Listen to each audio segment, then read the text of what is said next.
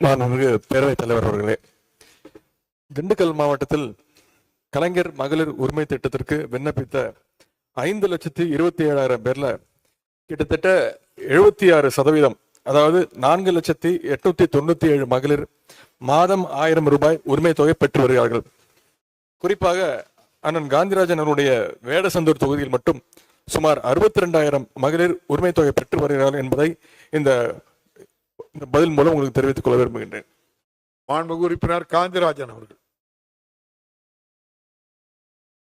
மாண்புமிகு பேரவைத் தலைவர் அவர்களே, மாண்புமிகு துணை முதலமைச்சர் அவர்கள் தெரிவித்துள்ள இந்த விளக்கத்திற்கு விவரங்களுக்கு என்னுடைய மரியாதை கலந்த நன்றியினை நான் முதலில் அவர்களுக்கு நான் தெரிவித்துக் கொள்ளுகின்றேன்.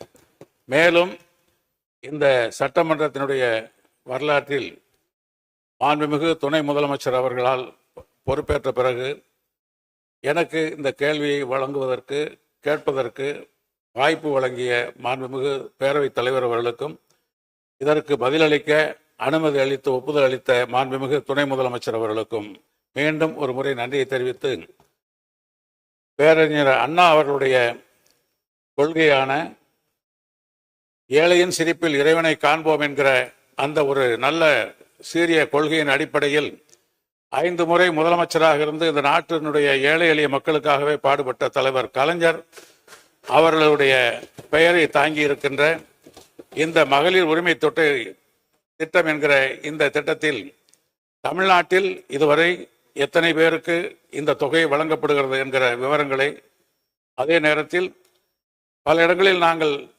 எஸ்டிமேட் கமிட்டியினுடைய சேர்மனாக எங்களுடைய குழு செல்லுகின்ற பொழுது பல்வேறு இடங்களில் ஏழை எளிய மக்கள் இன்னும் எங்களுக்கு கொஞ்சம் தர வேண்டும், கூடுதலாக தர வேண்டும், மனு அளித்தும் கூட இன்னும் அனுமதி அளிக்காமல் இருக்கின்றார்கள் என்கிற விவரங்களை தெரிவித்தார்கள்.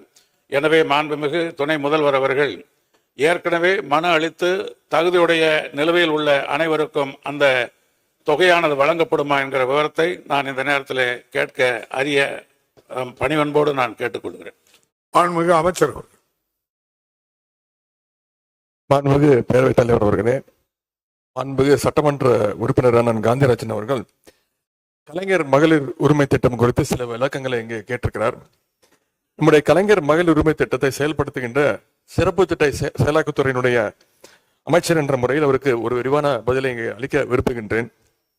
தமிழ்நாட்டு மகளிருடைய உழைப்பை அங்கீகரிக்கின்ற வகையில் நம்முடைய மாண்பு முதலமைச்சர் அவர்கள் கலைஞர் மகளிர் உரிமை திட்டத்தை அறிவித்தார்கள். இதற்கென்று சிறப்பு முகாம்கள் நடத்தப்பட்டு தமிழ்நாடு முழுவதும் 1,63,57,195 விண்ணப்பங்கள் பெறப்பட்டன.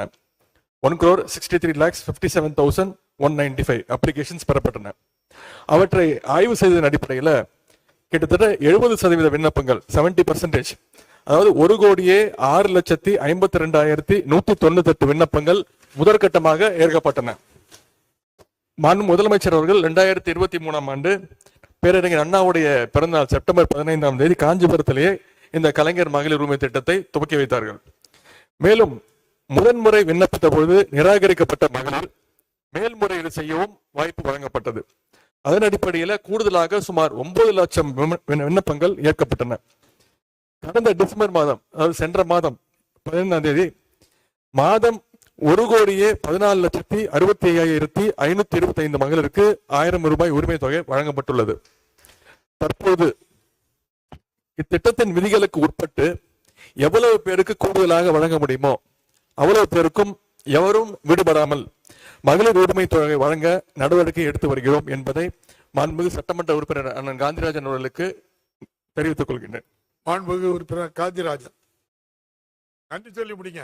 நன்றி சொல்றதுக்காக தான் மாண்புமிகு துணை முதல்வர் அவர்கள் விரிவான தெளிவான விளக்கத்தை சொல்லியதற்கு என்னுடைய மனமார்ந்த பணிவார்ந்த வணக்கத்தையும் நன்றியும் நான் தெரிவித்துக் கொள்வதோடு, இளைஞருடைய விடிவெள்ளியாக எழுநாயராக இருக்கின்ற மாண்புமிகு துணை முதல்வர் அவர்கள் எதிர்காலத்திலே இந்த தமிழ்நாட்டிற்கு மிகச்சிறந்த பணிகளை ஆற்றுவதற்காக அவர்களை எல்லாம் வல்ல இறைவனோடு என்னுடைய வாழ்த்துக்களையும் தெரிவித்து வணக்கத்தையும் தெரிவித்து விடைபெறுகின்றேன். நன்றி, வணக்கம். மாண்புமிகு உறுப்பினர் ER ஈஸ்வரன் அவர்கள்.